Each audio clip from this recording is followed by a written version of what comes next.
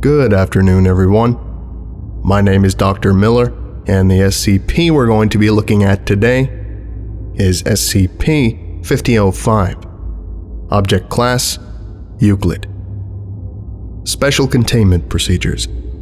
Diplomatic relations with SCP-5005 have been established under the terms of the Sarai Treaty. A permanent researcher is to be stationed on SCP-5005 at all times, whose presence can only be allowed or rescinded by the agreement of the project lead and 2 Foundation psychologists. Other Foundation personnel are permitted conditional research access to SCP-5005 with the approval of their supervisor. Access is gained via a Scranton-Meyerbeer Arc from Site Q46, located in the Aadzain Universe on the far side of the Western Cluster. Contact your extrauniversal contact for more information. Personnel are reminded that a prolonged stay in SCP-5005 may be severely emotionally taxing and are encouraged to consider their own mental health before entering. Description: SCP-5005 is a human settlement located 3,449 waylons to the multiversal east of the central reality compass and 87 waylons beyond where matter is ordinarily capable of permanently existing. Consequently, it is the most remote settlement created by a sentient creature and the most remote matter in existence. SCP-5005 is constructed on an expanse of an Earth-like substance, which acts as fertile soil. The extent of this expanse is unknown, as it is impossible to engage in long-term exploration beyond the limits of SCP-5005-1's light range. SCP-5005-1 is a large biomechanical lantern suspended over SCP-5005. SCP-5005-1's light possesses a degree of reality stabilization far in excess of any other known examples, allowing for the permanent existence of matter within its light range. However, SCP-5005-1's capacity as a light source is limited and temperamental. Due to its size and distance from SCP-5005, its lux illumination is relatively low in the settlement. It is frequently described as being similar to the light of a full moon on Earth. SCP-5005-1 is suspended above SCP-5005 by a large protruding tendril, which emerges from the expanse and forms an arc above SCP-5005. The tendril is believed to be constructed from an artificially hardened and strengthened form of the expanse substance. The composition of the expanse substance is unknown. Various scholars have proposed a link to Sriskin holochrome, which possesses a similarly unusual molecular structure. However, the archaeological record of Sriska is very limited, and no currently known Sriskin technologies could create something on the scale of the expanse substance. The residents of SCP-5005 refer to the substance as Mahi Loam, a word which has no known connection to any of the cultures on SCP-5005 and is of unknown provenance. Further investigation is required. The following is an assessment of other anecdotal evidence and theories concerning SCP-5005's surroundings by Dr. Hamish Franklin, project lead on SCP-5005. Although the historical documentation surrounding SCP-5005's founding and history is relatively extensive, any scientific understanding of the town's surroundings or its light source remains beyond our capabilities. It's clear from the mechanical elements within SCP-5005-1 that it is a synthetic creation of an unknown civilization, but there is nothing we can find that is remotely similar to it.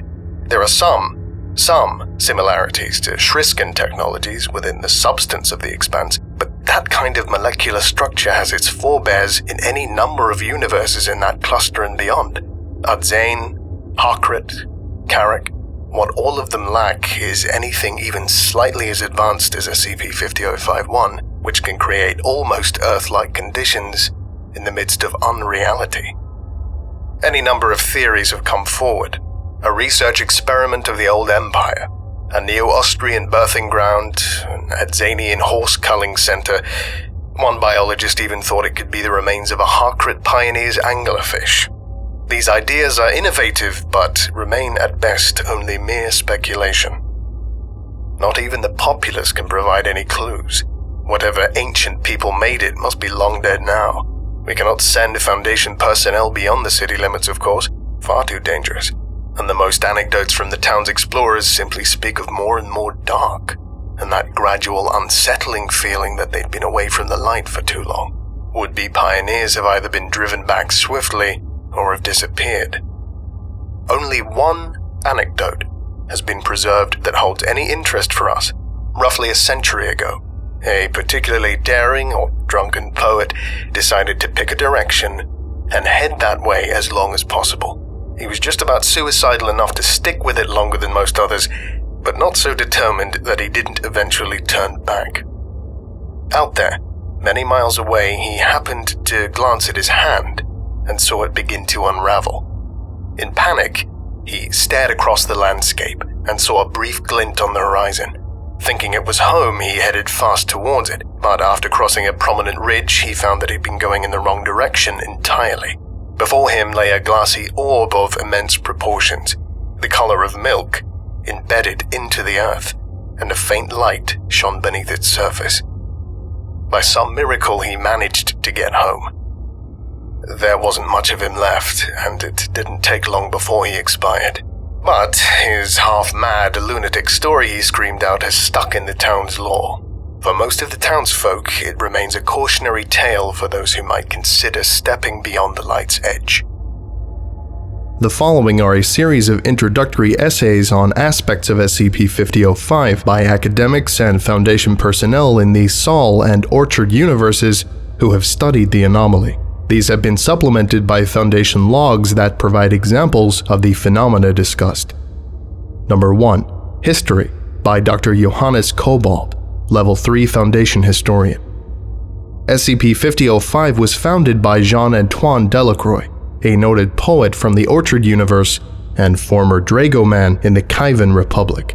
Delacroix discovered SCP-5005's location following the dissolution of his relationship with the Strathclyde painter Emily Wolfe, leaving him in a state of extreme depression. He attempted suicide via arc blinking, launching himself in a random direction in the hope of expiring in the non-matter surrounding the multiverse. Instead, Delacroix arrived close to SCP-5005-1. Deeply curious about the location, he blinked himself home to embark on a series of explorations of the site. He founded SCP-5005 in 2107 and gave it the name Lamplight, which remains its common name to this day. Delacroix's stated intention in founding the settlement was to create a place that could provide a home to the damned, the dispossessed, the refugees, and the lost. However, the initial inhabitants were almost entirely artists, writers, and intellectuals from the Orchard universe, quickly ending Delacroix's utopian hopes for the town. He again fell into depression and disappeared in 2110.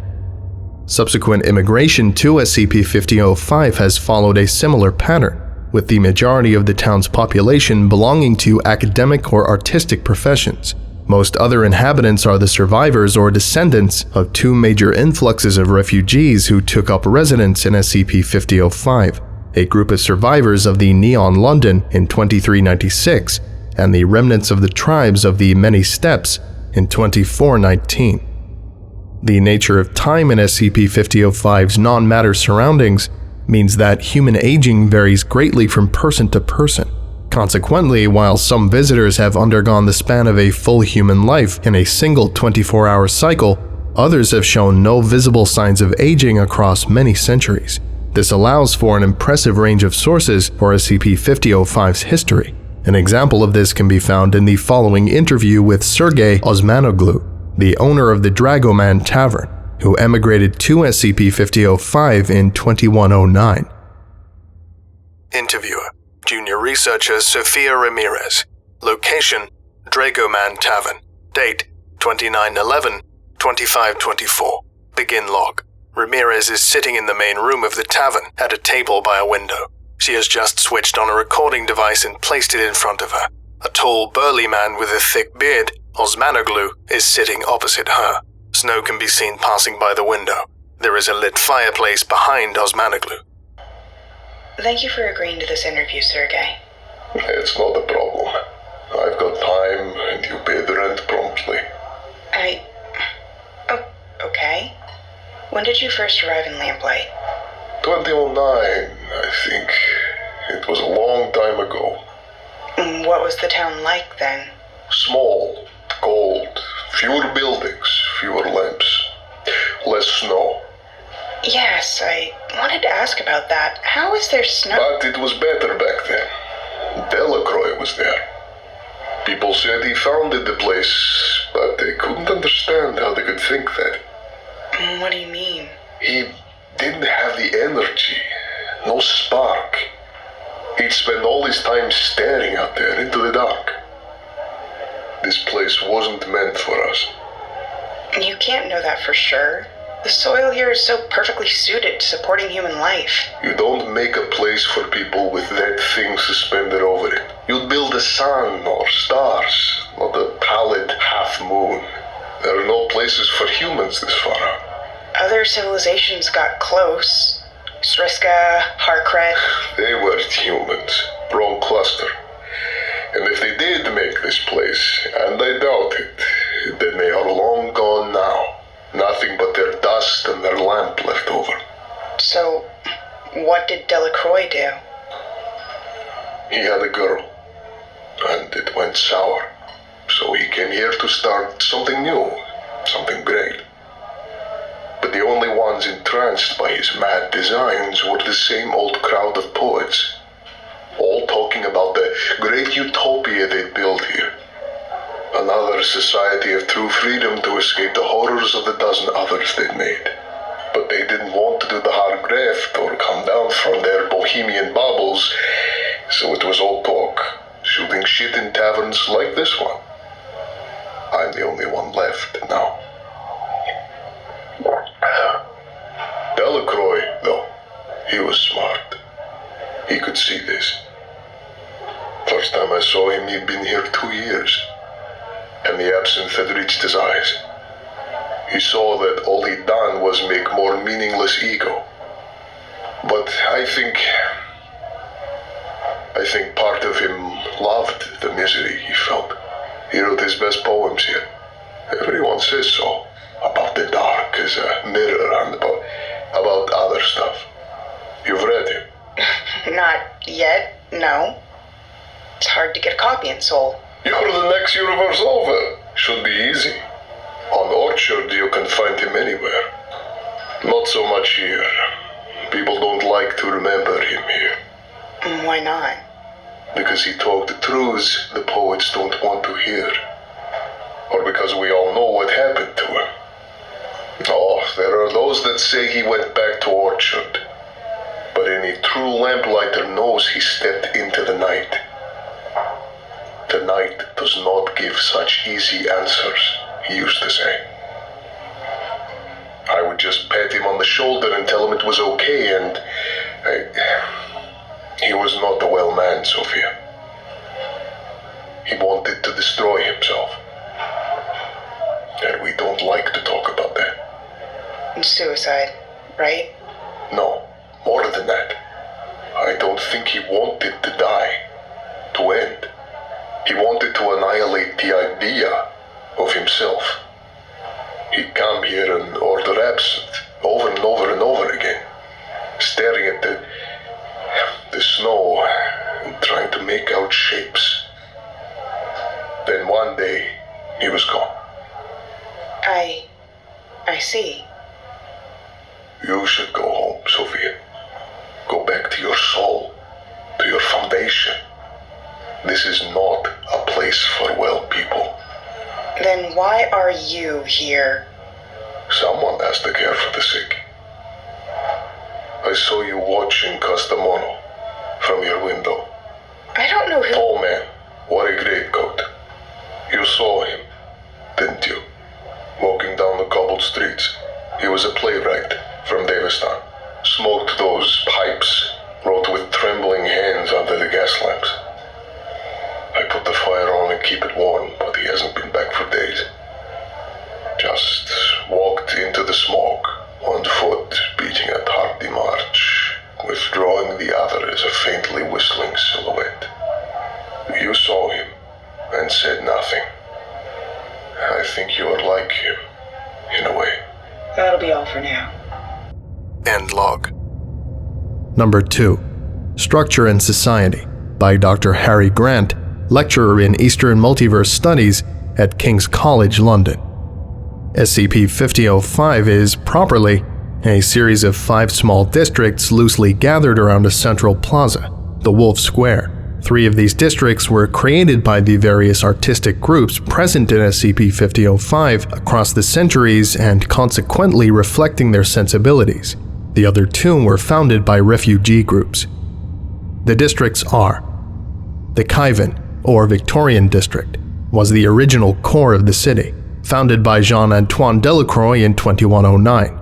The architectural style is reminiscent of the late Napierian style, roughly analogous to a mixture of Victorian and Imperial Russian architecture in the Sol universe, but with some oddities, such as a strict adherence to cobbled streets and the regular placement of gas lamps. The ardent romanticism of the city's founders has led to the structure of this district being deliberately disorganized. It has frequently been admired for its many communal meeting places and frequent public concerts.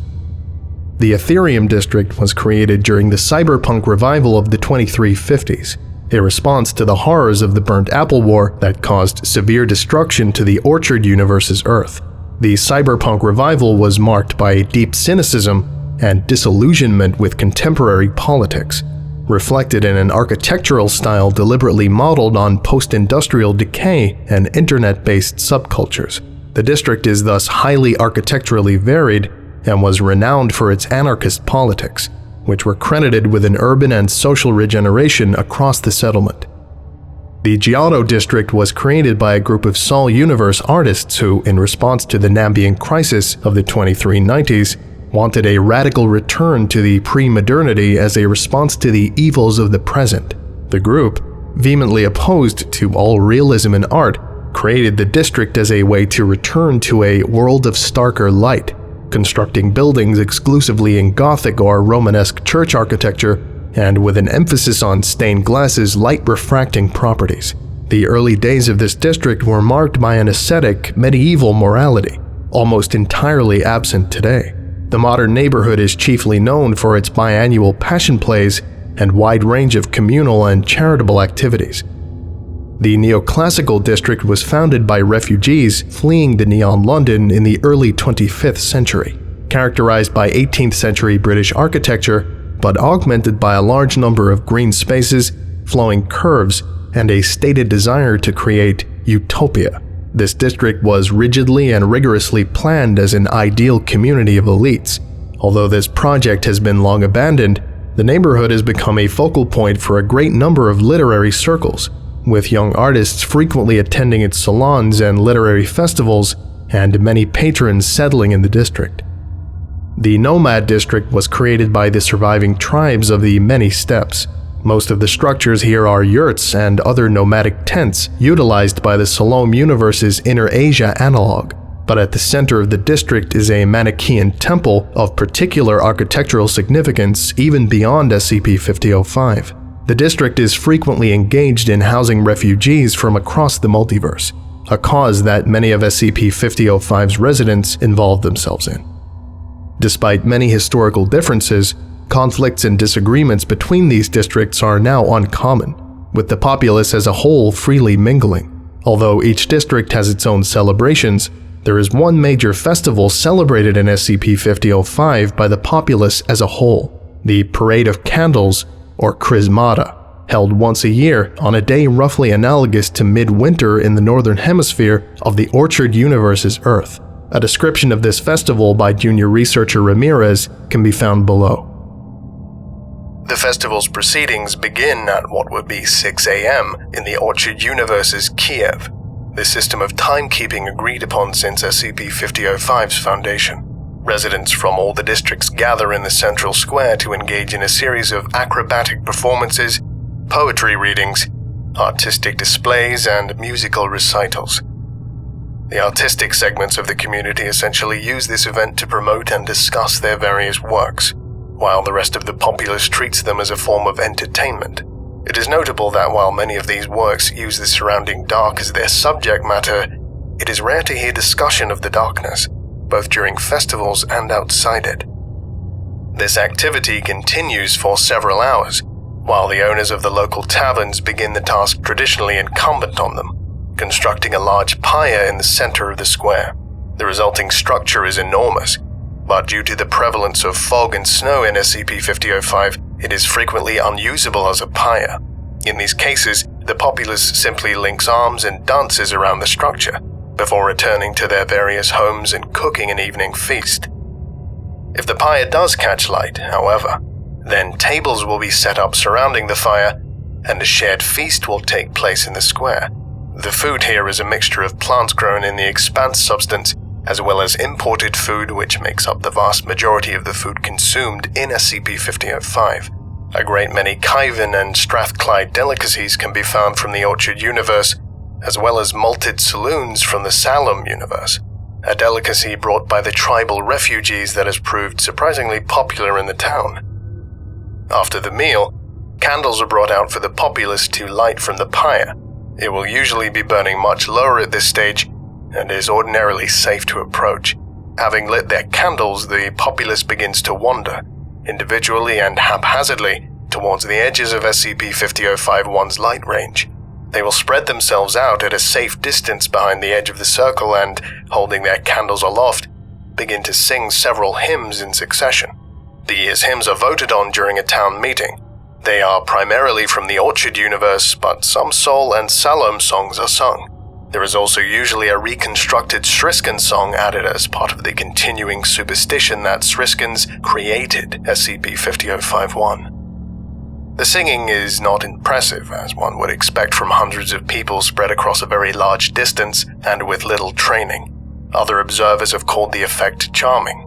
It seems to me to be reflective of the almost monomaniac obsession that the denizens have with the light and the fire motif, present in so many artistic works and important to their conversation and culture. It is a bizarre and disturbing fact that so many travel to understand or be inspired by SCP-5005's non-material location, but end up ardently embracing the familiar trappings of home. Number 3. Culture by Pierre Rachmaninoff, reader in literary history at the University of Old Kiev. SCP-5005's place in the canon of multiversal literature, art, and music is regarded as highly significant. Its importance to the Orchard Universe's cyberpunk revival is well documented, as is that movement's impact on the culture of multiple universal clusters. Perhaps less known is the sheer scale of artistic figures who have lived in or been inspired by SCP-5005. The Drago Man, Firefall, and Old Sriska taverns have all seen the formation of a number of significant literary circles. The renowned 22nd century poet Fernand Borges was deeply affected by SCP-5005, writing his famous poem, The Hearth of Baudelaire, a Ulysses-like attempt to portray the common life of the city's inhabitants as a large-scale epic. Martha Vintage's historical novels, all concerned with Sriskan and Harkedian families settling on the edges of space, are thought to have been inspired by her stay at the Firefall. But the most famous literary resident is still Delacroix, whose influence over the writing of the whole of the Western Universal sectors is incalculable. The unique moonlight effect of SCP-5005-1 and the sense of community in the settlement have been portrayed numerous times in the visual arts. The Franco-Solomon painters Claude Karakorum, Mohamed Watteau, and Francisco de Shiraz were all drawn to SCP-5005, with Karakorum's piece Delacroix's Bedchamber being the most famous artworks of the Western sector. The musical influence is less easy to trace, but a great many noted composers have made visits. Marius Königsberg's Chrismata Symphony and the Chiron Frost Heptet were both composed during his stay in SCP-5005. It is notable that the pieces of temporary visitors or recent immigrants to SCP-5005 are almost invariably focused on the non-matters surrounding the settlement, while those of long-term residents are often fixated with the community, light, and sensual pleasures. Various explanations have been given for this disparity in subject matter. Many short-term residents state that they came to SCP-5005 expressly to see the non-matter, and that anything else is simply a distraction, deterring from a proper exploration of the location's mystery.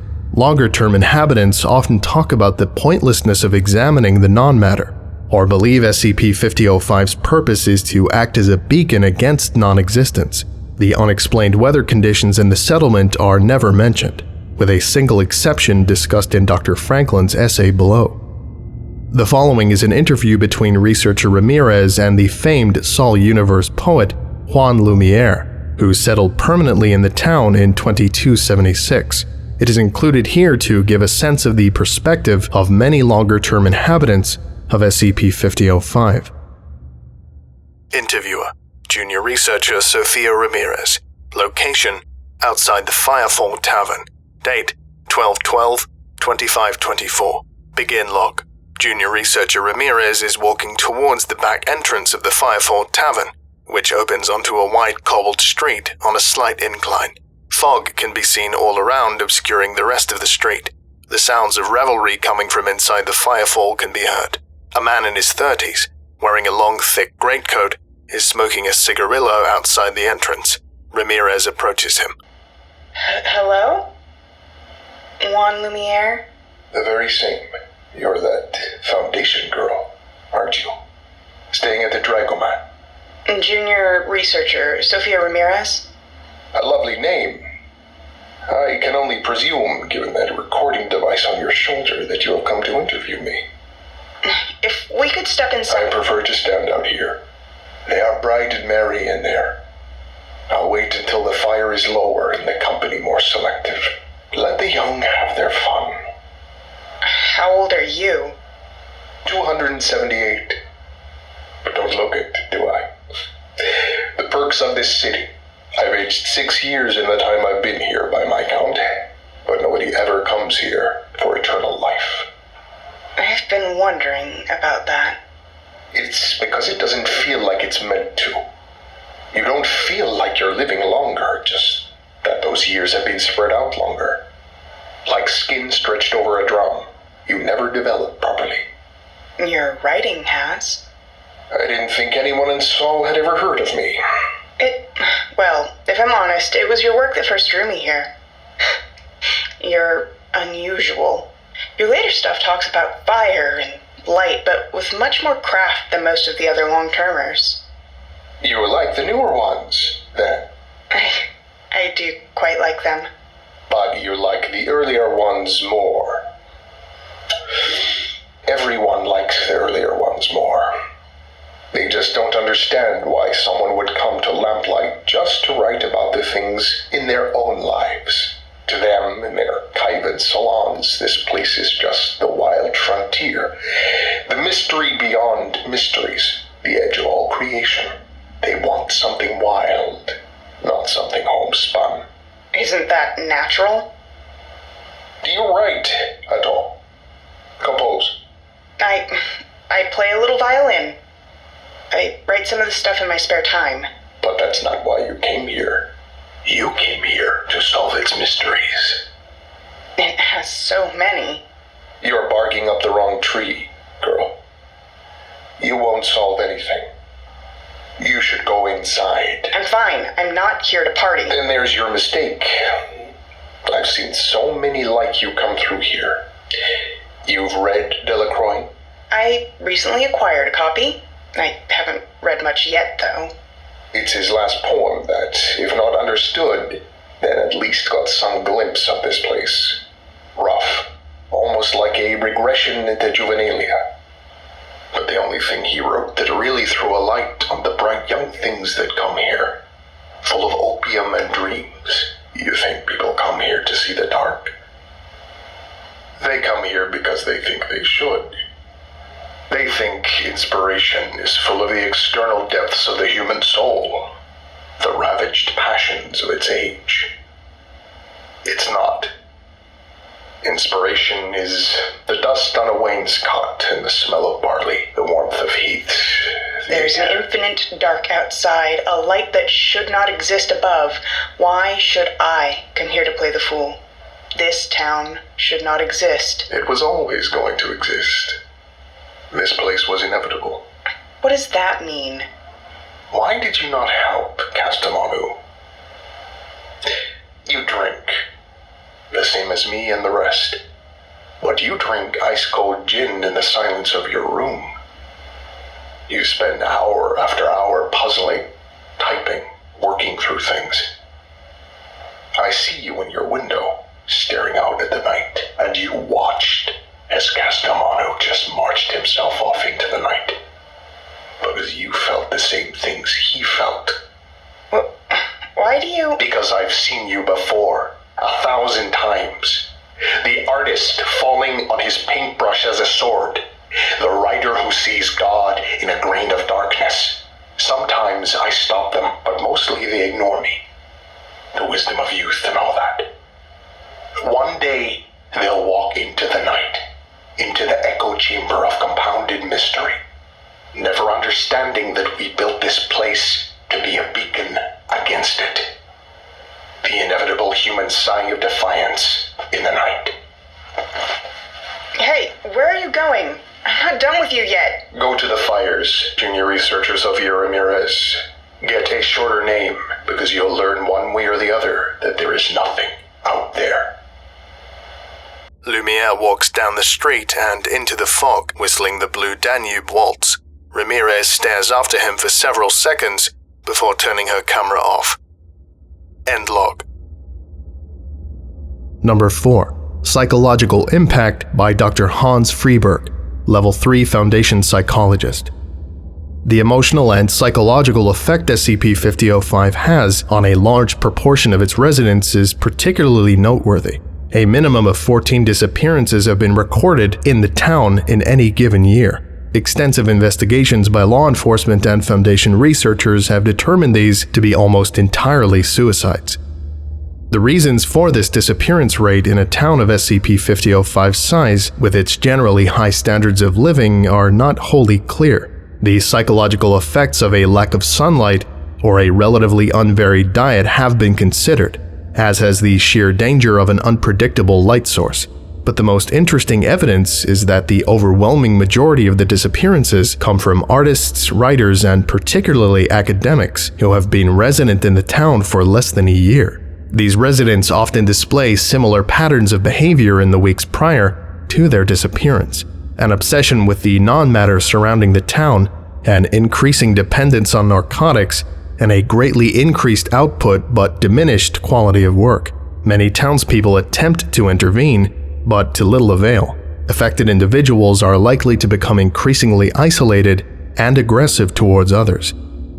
4 Foundation personnel are known to have disappeared in SCP-5005 since the Sarai Treaty was signed, all apparently committing suicide via non-matter. Although a cause of concern for Foundation personnel, the unavoidably limited nature of mental health provision within the Foundation has meant that this situation is difficult to overcome.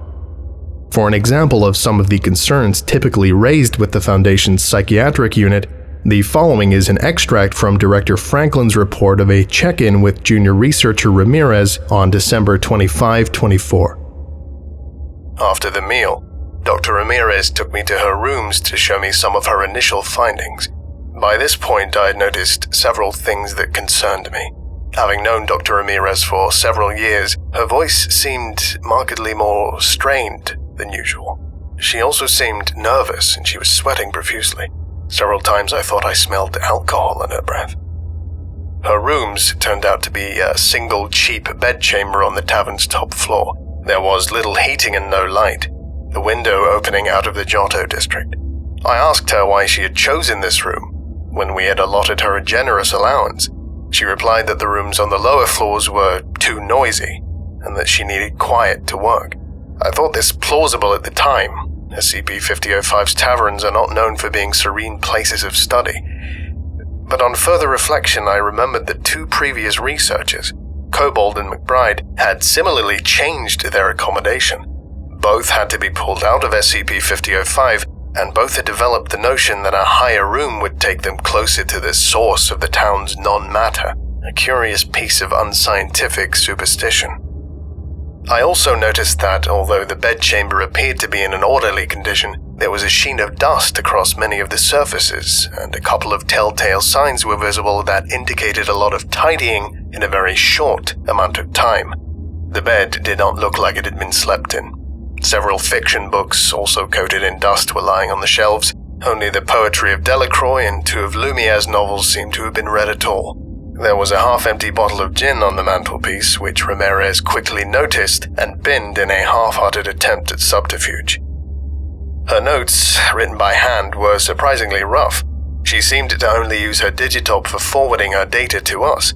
The haphazard organization went some way towards explaining the decreased quality of her work, but the odd breaks in writing tone and lack of professionalism in interviews still had to be answered for. By this point, I regretted letting other projects take my attention away from SCP-5005. I sent Sophia here because of her well-demonstrated resilience and reliability, thinking I could leave the town's research in safe hands. However, it has become abundantly clear that the effects this place has on the human psyche are not so easily predictable. I asked a few gentle questions about her life here. Had she been blending in? Was she enjoying the local culture?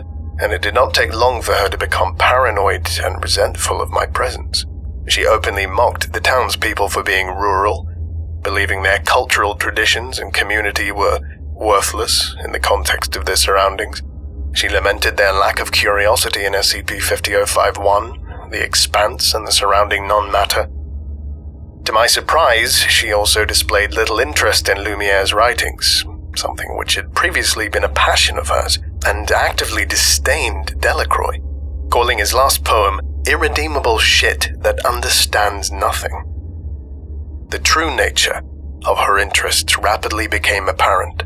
She had devised a schema, based on the angles of SCP-5005-1's light, to find a location where the bizarre laws of physics would allow someone to see the entirety of the expanse which SCP-5005 rests upon.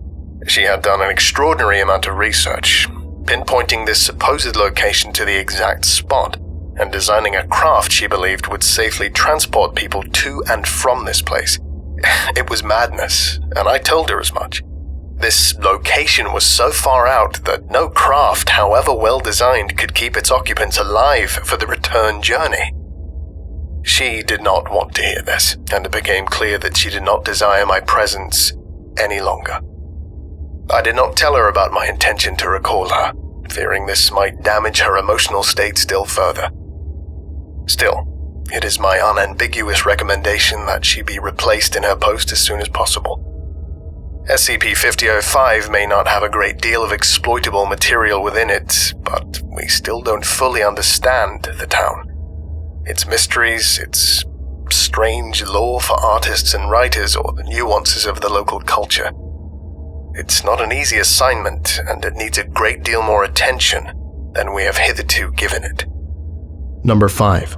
Future Research by Director Hamish Franklin. The result of these many aspects of SCP-5005 is that the Foundation has a number of potential research directions. While the cultural and social aspects of the town remain important, and their relation to the landscape in particular remains an unresearched area, it is the physical questions that are the most potent. The identity of SCP-5005-1's creators, and their reasons for doing so, its mechanical workings, and the nature of the expanse surrounding the town. One final notable anomaly is the unusual weather conditions of the town. As the Orchard universe lacks heavy snow and fog, this has often been considered one of the key attractions for the initial settlers. Its origin and source are entirely unknown, however, and very few credible theories have been produced to explain it. Originating at a point somewhere above SCP-5005-1, the snow falls regularly enough to keep the town covered in a thin layer at all times. The source of the fog is also unclear, but in both cases the weather conditions appear identical to those found in Sol and similar universes. A related problem is near complete absence of these conditions in any literary or artistic works. Researchers have noted that the townspeople rarely discuss it, often appearing dismissive and frightened when it is brought up. Researchers themselves have openly stated after leaving the town that the weather made them feel uncertain or lost. Extensive testing has ruled out the possibility of any mimetic or cognitohazardous effects. As mentioned above, the only known creative work to discuss these conditions is the final poem of SCP-5005's founder, Jean-Antoine Delacroix. It is written in a much more modernist style than Delacroix's other works and does not display the same technical mastery. This may be partly attributed to its status as an unfinished work, found written on his desk the morning after his disappearance. It is reproduced in its entirety below. Cold entrance cuts the mountain. Where I buried you, salt and brine, whisper down the waterways of ash. Where you ran, laughing. That mouth made twist turned bitter. Here, on the edge of human eyes, I stare into the mirror of the dark. That mirror that sees my ravages of bone, and brings such images of the world's dismay. Its broken, luminous char. Its dreams of all the starving artists, beavering away in opium, or simmering soft in pain. Casting off the trappings of the world, which leaves just silence, soft and cold disdain. The hearths and songs that bleed with frail light have drawn to fires those who huddle tight. Their raptured peasant fear, cast before the tongues in cheer. I walk, a figure in the fog of old laments, away from these twin tales and into the snow, into the earth, with no narratives of foes or platitudes of friends. The snow gives rot, complexity, ennui. The night does not give such easy answers. Addendum 1. On 31/12/2524, junior researcher Ramirez disappeared from her lodgings in the Dragoman Tavern. A search by townspeople and Foundation personnel found only footprints in the snow heading towards the edge of town. On the evening of 01/01/2525, a signal was received from a temporary monitoring station set up on SCP-5005. It appeared to show video footage from junior researcher Ramirez's shoulder cam at a point in the non-matter. Analysis of the footage showed that it had been transmitted several hours earlier from the location specified in her conversation with Director Franklin. Although it is theoretically possible for her to have made this trip unaided, she would have been close to death by the time she reached the location, as her apparent condition in the footage makes clear. A log of this footage is below. Begin log. The camera opens on non-matter. This is rendered as a black screen. Coughing can be heard.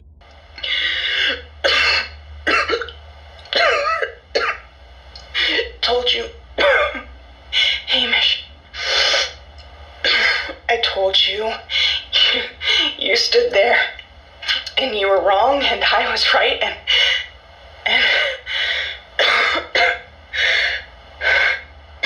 There is heavy breathing for several seconds.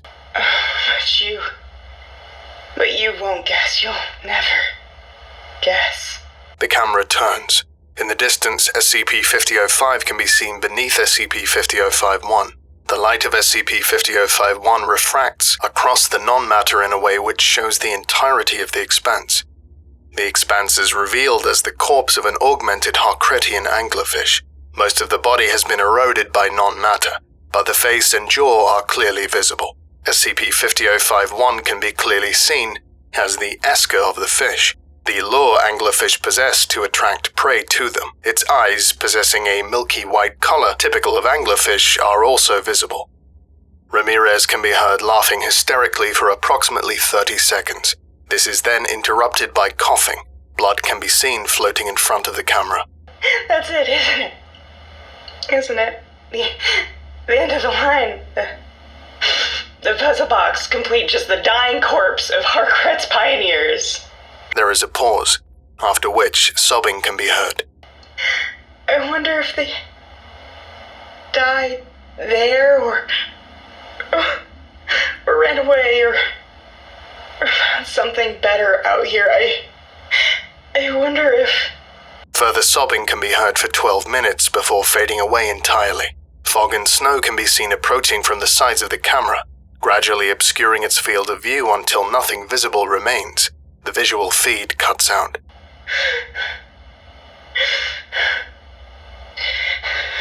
The night does not give such easy answers. audio feed cuts out.